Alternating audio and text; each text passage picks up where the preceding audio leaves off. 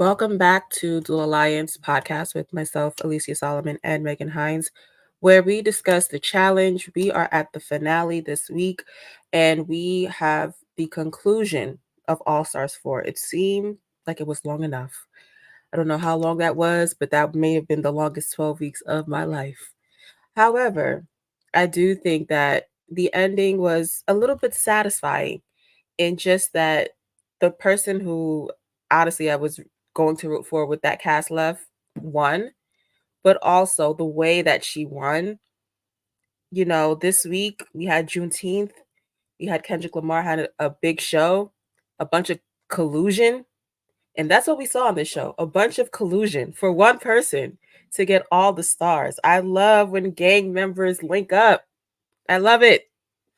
So we're going to discuss the conclusion of All Stars 4. Megan, you're Nice. LA. Go I, ahead. I know. Um, okay, really quick. I really had a ball watching Kendrick just put on for the city. Haters are up 100 points this year. Versus Kendrick, people in WWE, Laurel, Cara. I love it. I love it. The hater agenda has been great to see. It's been fun. No one's been getting hurt, like really. But I really enjoyed Kendrick. I loved seeing Laurel succeed. The way that we get to this is gonna be great. But to start the episode, Laurel was on the cusp of actually getting eliminated, but after the last elimination, it was actually Derek who ended up leaving. And this is where TJ introduced the fact that since they all have stars, they can give away their star to someone else in the final that they can get for an advantage later on day two. And Derek decided to give his star to Laurel. And this is where the friendships of stuff and genuine relationships really came through to start off this final. Yeah, I think that was something that TJ kind of sprinkled in his introductory to the show, but not realizing how it would actually come to fruition. It was foreshadowing, which sometimes production makes things up on the fly, so you don't know whether or not to take it seriously. But it actually did end up being friendships that would help people in the social game in the end. So I did enjoy seeing this twist of giving someone a star and then going, further on the line to see who won, who didn't, on all of that. But I was upset. I figured that Derek was the person who was going to go home. And it did suck to see him go home so early because he went through all of that to get there and for him to basically have to bow out early because he couldn't complete in time. It sucked, but the game is the game. So uh Derek went home and it's between Laurel and to be honest, like that could have went either way. So the fact that Laurel did stay, it just goes to show the game just comes in like in waves. You can't really, determine who's gonna go, who's not, and all of that. Yeah, so I really was sad to see Derek go, but he had a good showing this season, and now it's just left to the final seven to really see who went one out of these next advantages and checkpoints. But the next checkpoint was the spicy foot advantage challenge, where they had to try and eat 10 peppers as fast as they can while the peppers were hanging on a rope. And it was very interesting. At one point, Leroy got to the ground and ate the pepper off the ground, and I was like, "That's disgusting." We were told not to eat food off the ground, but you have to do it by any means necessary, and that was just funny to me because I was like, "I know we're not supposed to do that, but in this challenge, you have to do that." Yeah, I mean, I'm pretty sure he would advise his son not to do that, but in this instance, for him to complete the challenge or to, even be in the winnings to compete, he had to do what he had to do. And Nicole also ate off the floor. I don't want to just pick on Leroy for him being the only one to eat off the floor. Nicole also got her butch stuff on the floor, was eating off the floor. I would expect that from Nicole. I wouldn't expect it from Leroy. So I'll leave it at that. But because Nicole also did do that and was way fast about it, she finished that managed checkpoint first, and she earned her advantage for the elimination one, where that was called Balance for Survival. And I was very confused, seeing what the heck they're about to do when they walked into that room. Because the way they had he just sitting there with the contraption up, I was like, how's this gonna go?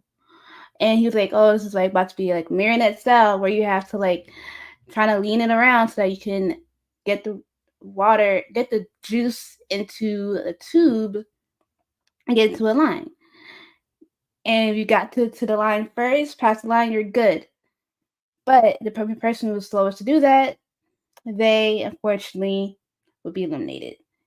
And it was just a splash zone like throughout this whole elimination challenge.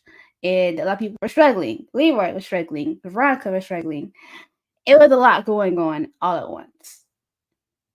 Yeah, Clara mentioned it. It was basically them like waterboarding themselves with whatever juice or Gatorade that was. I don't know what specifically that was, but whatever it was, like they were having a hard time getting it from where it was on that little contraption on into their mouths, into the tube. It was a lot going on. A lot of people splashing and drowning themselves essentially with the water. And eventually Laurel got it. Nicole, who had the advantage, she ended up getting it after Laurel. So that goes to show like didn't really matter the advantage. Like you have to complete the actual challenge itself to win. So Nicole finally got hers and then, kept going down the line. And then it was between Steve, Leroy, and Veronica. And of course, I'm rooting for Leroy, but he does not look like he has a clue what he's doing. And I feel like between Laurel yelling at Veronica, trying to help her out, and then Nicole was like, Leroy, get it together. It just was kind of just weird to see, how they were rooting for each other. But Leroy eventually did end up losing. Veronica actually won or finished something. She didn't win, but she actually finished before Leroy. And I was kind of sad to see him go out like that just because he had been doing so well. This is an unconventional finals to say the least. This is like kind of going back to the game how it once was, where it was just like random games that they came up with, but people were competing. So I was really hoping that Leroy had an opportunity to get further in the final because there's no swimming, it's no like heights, it's like it's nothing too crazy. So I felt like Leroy could have actually excelled in this final, but unfortunately he was eliminated. And with the nation, he was very gracious about it. He was like, "Y'all have good luck. I'm gonna give my star to Steve because this man's been in like 3 nations this season, and he deserves it." So I would have expected him to do that because like he understood Steve's like plight this season of sorts, so it made sense. So now Steve has 2 stars, and Laurel has 2 as well. So those are 2 I think of the people we have left that would have the more the advantage. I didn't expect Steve to be still be here, but he is, and he's been really giving it his all thus far. So props actually Steve for like still being there and being in the mix. Yeah, I mean, he was holding on with that, with his manicured hands, holding on. The best he can do. Use it for good. And in the final advantage point, they played this in pairs where they had to. Am I skipping a part? No, I'm not. Okay, sorry. The final advantage, they had to play in pairs and they had to spray a fire hose at a ball so that it rolls into their team's goal at the end of a triangle while their opponents attempted to do the same thing. And the first team with 2 goals would win. The pairs were Ace and Cara Maria, Nicole and Laurel, Veronica and Steve. And they had TJ Lavender from a certain movie in the booth making the calls. And I was like, take that dang on mustache off of him. That looks horrible. He was having a good old time. Like this whole challenge, like I've mentioned, he has been living his best life in South Africa. Okay, he's with the shits. Like he's just doing whatever they throw at him, and he had on basically his anchorman outfit. Like that's what I got from it. He had on the mustache, the suit. Veronica was like, like CJ, what are you doing? Like, please, what's happening here?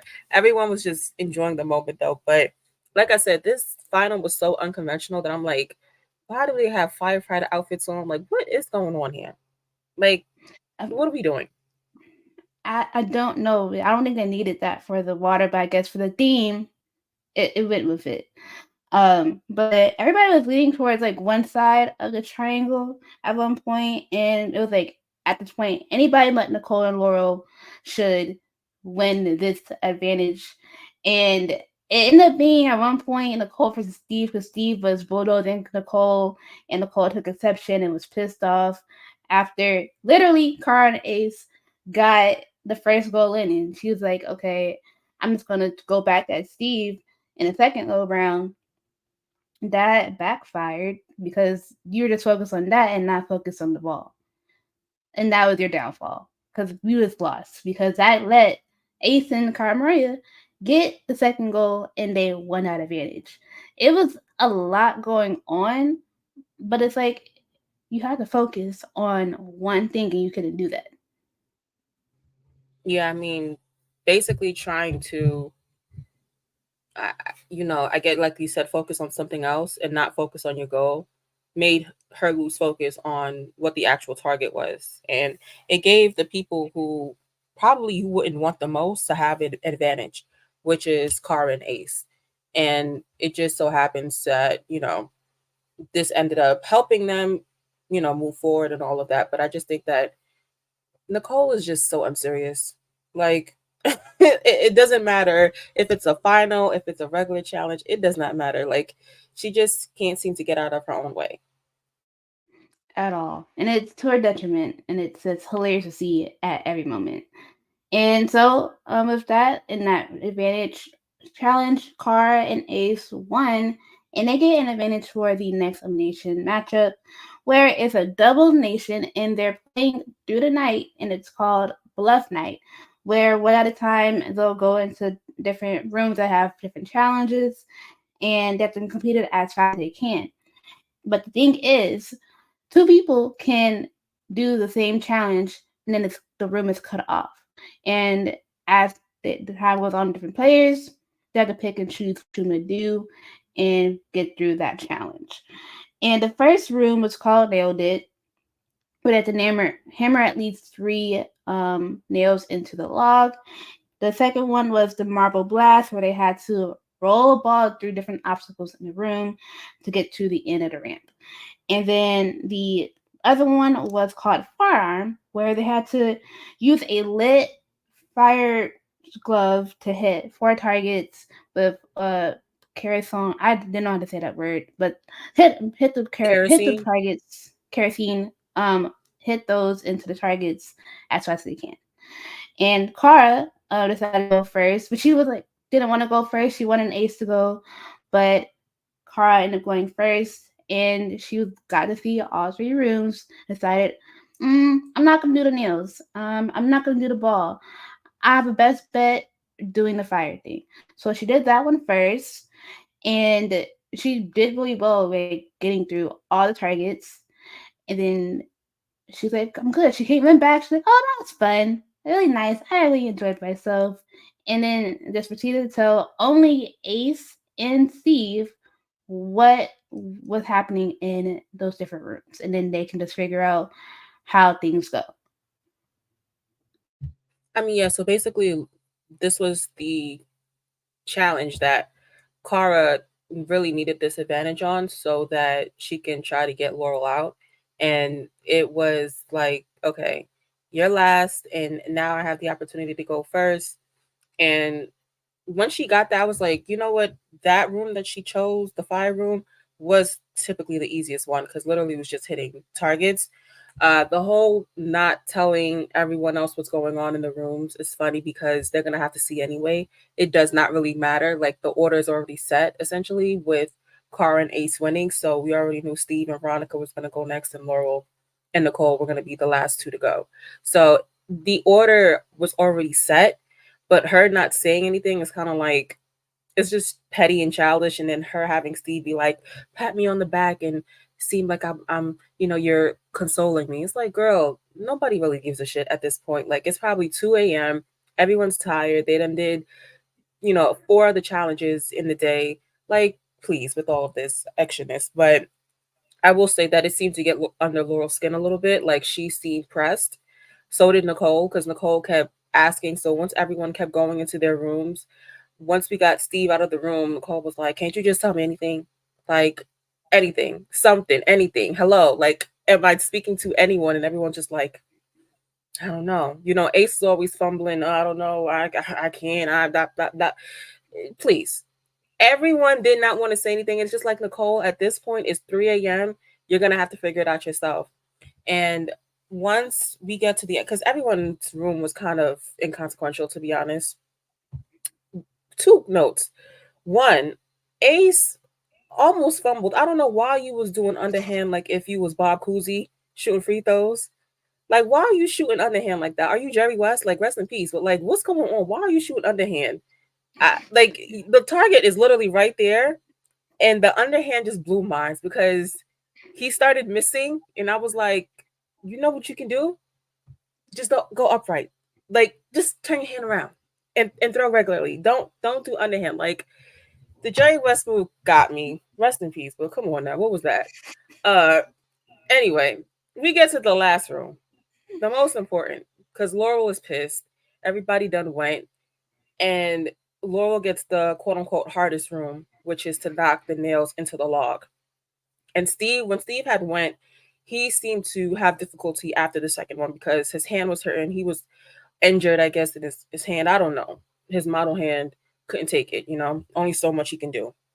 So Laurel is like, listen, this is the worst place you can put me in because I'm angry as shit. And I have the opportunity to take my anger out. And Laurel seemed like insane. Like, her whole confessionals this episode was like, this lady's a little, I already know she was a little nutty, but she really nutty. Like, pause. Yeah. She really, you know what I'm saying? So she goes and she hits it and she does it in like a record time. I really thought, like, damn, like, she really finished it with a lot of time left. And I just was kind of like, I don't know who's gonna lose, but I know it's not Laurel. Like, that was my only Yeah. thing. Yeah, that was really the downfall. I'm like, Nicole could have tried to do the other one because going through those obstacles in the marble room was a little hard. Like, even though like both Nicole and Veronica got a stride afterwards, that was still hard to do. But they both still managed to do it. But they obviously took the longest time to do it because they ended up being the two people to leave. So in retrospect, it was the hardest. That was the hardest one. And Nicole is like, that was her fate. She told her fate of doing that one. That obviously gave Laurel the last one to do, last one to do with the nail. And like you said, she really went Tasmanian devil on those nails. And could have, if we were doing it by actual winners, if someone actually won this, it probably would have been between Cara and Laurel. Laurel probably would have had the edge because of how fast she did go with the nail. But Nicole was struggling and she's gone. Good riddance. You did a good job to this point, for the most part. But it's time for you to go. Bye. I have no parting words, but catch you on the fire truck. Peace out. Her and But Veronica. also, yeah, but also Veronica did a good job of just being there. Like, she kind of got over the little hump of like being basically holding herself back, but she pushed through. Just couldn't get it done. Obviously, we want to see Veronica again in some way down the road, but um, she had a good showing at least for this season. Like, she came in with the Mean Girls. Both of them got out early. One was a threat. The other one was just there was no political play. And the one that has both in a sense is still there. And now it's Veronica, but she just fell short because of the rest of the people that were still there. So yeah, them two are gone. And after that, the group just slept in a cargo net that was hanging in a room of sorts. That was very weird, but they couldn't but that was so interesting of sorts because like you have them sleeping in the cargo net overnight. Well, wait, not even overnight, just for like a few hours because they probably finished this challenge like at like, probably like 3, 4 o'clock in the morning. So they only really got like 4 hours sleep max. Yeah, but it was still uncomfortable. I mean, you can't really find a good, depending on how you sleep, but I'm sure a lot of them couldn't really find that good nook to get some good sleep, but at least they got sleep, unlike some finals that Yeah, happened. yeah. And so on day two, star check. Also, when Veronica and Nicole left, they both gave their stars to Laurel. Um, and now Laurel has 4 stars, where Steve has 2, and Ace and Cara Maria each have 1 star.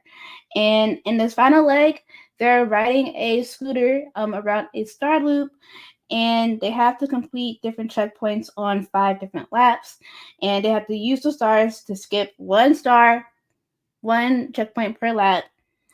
And once all 5 laps are done, they'll collect the star handle before heading to the finish line.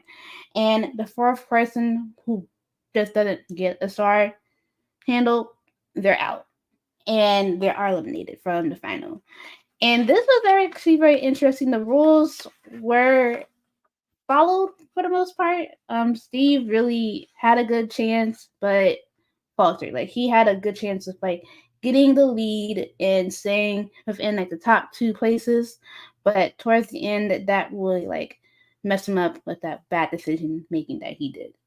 But the different checkpoints are very interesting. There's one that's like drink some sort of concoction or eat a cockroach. Ace was like, I don't want to do this, but I gotta do it to you, buddy. And he was just very contemplating eating that cockroach and was very sad about it. Of course, Ace is being Ace. There's really nothing else to say. It was just weird for him to have such affection for cockroaches. Like, bro, you're gonna have to do what you gotta do. Either you drink whatever that thing was, I think it was frog something. Either drink that or eat the cockroaches. But the whole, we are the world back and forth about roaches, like, bro, cut it out. At the end of the day, you're trying to win a final, and I think to Ace's default, like he really couldn't get himself back together after having to choose and after he ate the roach. Once he got to the puzzle, he literally could not get his mental back, and that really messed him up the whole final. And it was really awkward to see because Ace is not a bad player.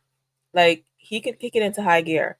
So I'm not sure where his head was at for this final, to be honest, because it's just like, bro, it's literally you eating a roach and then you figuring out a puzzle and you're gonna have to do it 4 more times. So it's like every time you're gonna have a for the roach, like, bro, get it together. And he just really could not pull himself together to the point where I think people were on lap 3, lap 4, lap 5, and he was still on his lap 2. Like he finally got the puzzle in the first loop and got to the second one and still couldn't figure out the puzzle in the next loop, and basically he bowed out. And I kind of was like, why did you come? Like, why did you even quit at this point? Like, there's no point of you quitting. I don't care how much ahead these people are or, what they're doing. Like, you're not even trying. And that's what I didn't like to see from Ace in this final. But overall, I think that once Ace got eliminated, it was basically just Steve, Laurel, and Cara. Laurel smartly used her stars in the correct way. So every, loop, it's 1 star per loop that you can use. And again, the social game really helped Cara this final because as you see, people kept giving her stars and, it ended up working in her favor so that she didn't have to do the puzzles every single time or get caught up every single time doing one station. Whereas Cara, who came in as like top dog and everyone, it's Cara, and it's like you see the relationships that she had. She really only had Ace at the end, and that didn't help her out because now she has one star. She has to do every single station on every single loop except for one. It just didn't help her in the end. And so I know that there's like controversy, like it was such an easy win for Laurel and she didn't really do much. Listen, she played the game that was dealt to her. She played her hand and her card, what was in front of her, and it worked for her benefit. That's really all I have to say about Laurel. It is what it is when it comes to that. Yeah, because honestly, they were either way how they got to this point, they were going to be in final no matter what. How it happened, it was up to other people's decisions and how they just navigated the game. Cara, at the point, if God forbid Ace left, he would have gave her a star. She would have had two to help her out. But she didn't. She just had the one that she just held on to from coming into the final. And Laurel, she like you said, she really was strategic in using her stars at different times in the loop. Like that really helped her breeze through all those loops for the most part. She really only skipped like a few of each, but she was really way ahead of everybody else once she got through that last loop and went to the finish. However, Steve, he had two stars. One of them he used, and then he forgot that he actually used it in that same loop, and he was about to skip the one he had to fly up and do something. I forget the name of it, but he was like, "Oh, okay, I'm gonna skip it."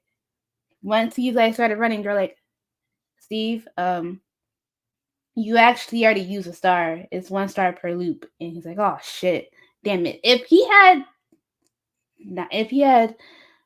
the foresight to skip another one beforehand, that would have been fine. But him not realizing that he already used a star on that one, it's like, damn it, that really held him back and messed up all of his traction to get to the end. Yeah, that really stopped his game. I think that literally he used the star on the stupidest one too, which was a building puzzle that he already had done about three different times. So it wasn't like he didn't know what to do. The puzzle, like you said, literally would have took him 15 minutes to assemble, 15 seconds, excuse me, to assemble. And he really just was like, never mind, I'm gonna use my star so I can skip 15 seconds. And it's like that 15 cost you basically your final because you were in the lead.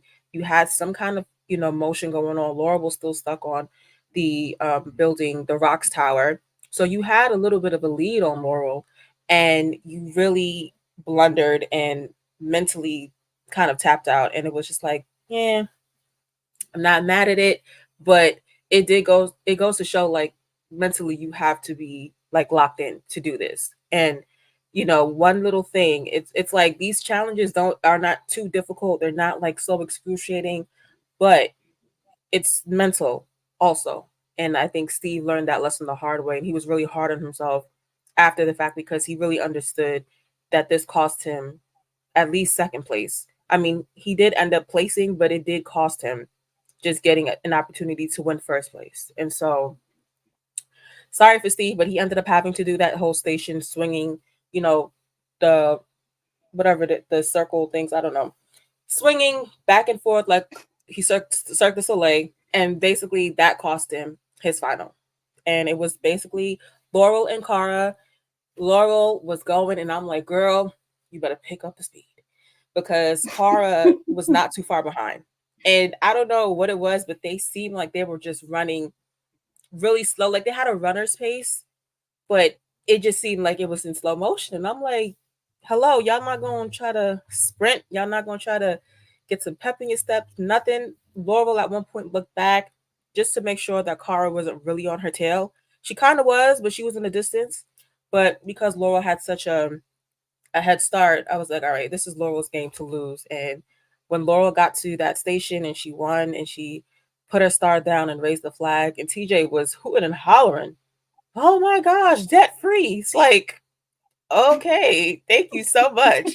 Like I said, TJ had so much excitement in this All Star show this season, but I think it was just a good ending for Laurel, given all the crazy that we've endured this season with Laurel, and just her making this come like winning this final solo as well. I also think was just like the same way how she kind of won her last solo one. It was just like, bro, I actually didn't mind this ending at all. I was rooting for Laurel the whole time because she was the only real person that I was like, I would mind winning at this point. Like, I don't have anything against Cara, but I just think that the whole victim hood that she plays is just like, girl, wrap this up, please. So I was like, Laurel, do your thing. She won. Cara came in right behind her. And it's so funny to see the relationship between Laurel and Cara because Laurel was just like, yeah, girl, second place. Woo woo. You want to do it again? And Laurel's all hyped up. You know, if she was on the other side, she wouldn't have been all that little chatty. But because Laurel did win and her and Cara had this relationship from over the years that was, combative, but it was just like big sister, little sister. It's just like all of that coming to a head now and like kind of ending the discussion of who's the greatest, who's not. I don't really care to know like who's uh, this is not real. Okay. So whoever's on top, whoever's not, I don't really care.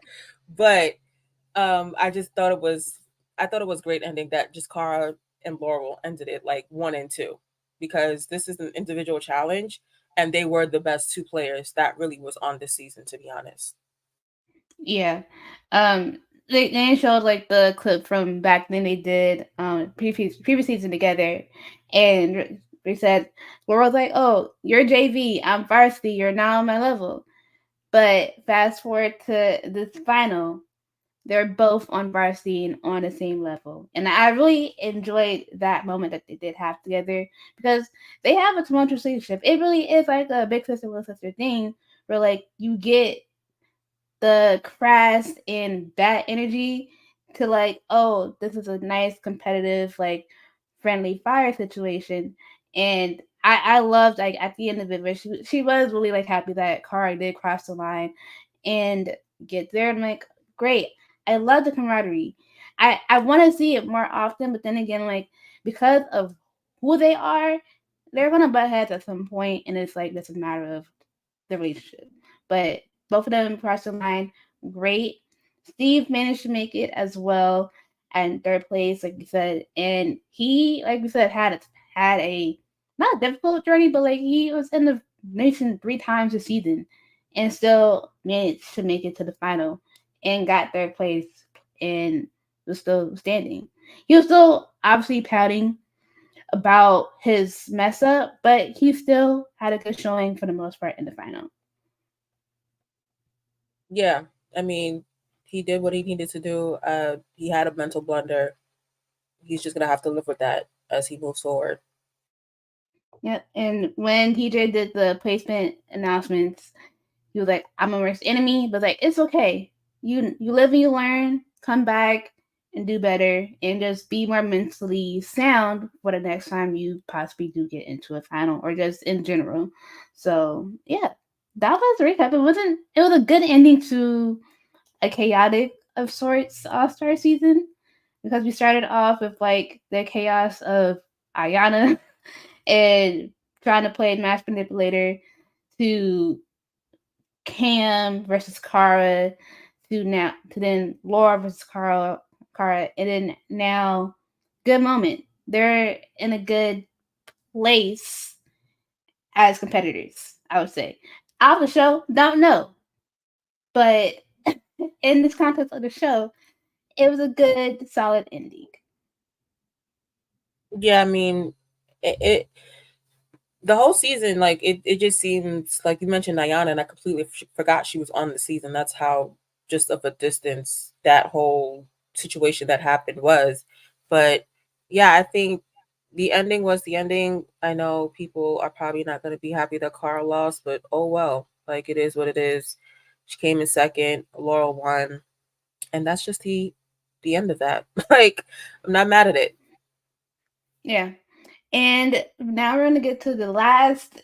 music segment of this season, where every episode of every All Stars, there's always a good song that's from the episode that we kind of like just tend to enjoy or have like meaning from the season or this episode. For this episode, I had two songs. One of them was a Limp Bizkit song. As someone who doesn't listen to rock music, I vaguely knew who they were, but when I heard their song "Rollin'," I was like, okay, this is a vibe. I like it. Um, and now I'm gonna go try to listen to a few more songs. But I enjoyed it for that little moment they had in the final. And then my other song was by a man who shares the same qualities that Nicole possessed, because they're both toxic and narcissists, and just not great people. And the song was "Back at One" by Brian McKnight, because it was so fitting that they played that song when Nicole and Veronica were giving their stars to Laurel, and it just so happened that the song played in background of Nicole, and I was like, this is so fitting because two toxic people linking up is insane, and when you see the correlations, it's bad. So that's the other song that I had. Yeah, I'm gonna be honest, was not listening for music this week, so I don't have any songs. However, I would recommend uh you listening to Limp Bizkit and Jay-Z. Have you heard that song? I have not. Okay. Well, do your googles on that. Um uh Fred Durst, what a time. TRL. Wow. Just flashback memories. Um I have no words on Brian McKnight. He's insane, but great vocalist. I'm not gonna hold you. Yeah. I'm still gonna bump anytime. Still gonna bump shoulda woulda coulda. But that nigga's crazy. Anyway, that's the end in the recap of this season. We are done with All Star season 4. Um, Overall, as a season, I'm gonna rate it a solid 6 out of 10. It was a little more than mid, but as the season went on, it kind of just fell off in terms of the drama and the editing. I just wasn't like insanely crazy about it, but it wasn't as terrible as seasons that we have dealt with for the regular main show. So I'm not mad at it. We do have at least a 2 month break. All Star season 40 is probably going to drop sometime in August. And then we have All Stars 5, which is filming right now. We don't know when that'll drop, probably sometime next year. But I'm excited for All Stars 5 just because one person that I thought wasn't going to be on the show is going to be in the show, and I cannot wait to see you. Hola, Dario, is all I have to say. Megan, how do you rate this season? I kind of I was gonna give it a 7, but given how the season has gone, I'm breaking it down 0.5, so I'm gonna say 6.5. Just because of like same thing that you said of like the season kind of ended up at high expectations going in, but how the edits were really floundered, and I feel like also with the social media stuff, the outside noise that we got in, like as the episodes have gone on and those things, I'm like, we could have gotten a lot more of that on the show, but they didn't give it to us. And people now off the show are just being weird. And that's like really tainting how I wanted to see this season. So that's why I give it 6.5. Yeah, I definitely think that one, it took too long for this to even air. Like this was in the tuck for about a year. And then now, like you said, we have all the people on social media. I would advise listening anyone to listen to Leroy on Bananas podcast, just because I think Leroy put it so well put. It's just like he doesn't care about the challenges after he's finished with the challenge. And so I feel like people get wrapped up into what they're doing on this show and make it their whole personality and their whole life.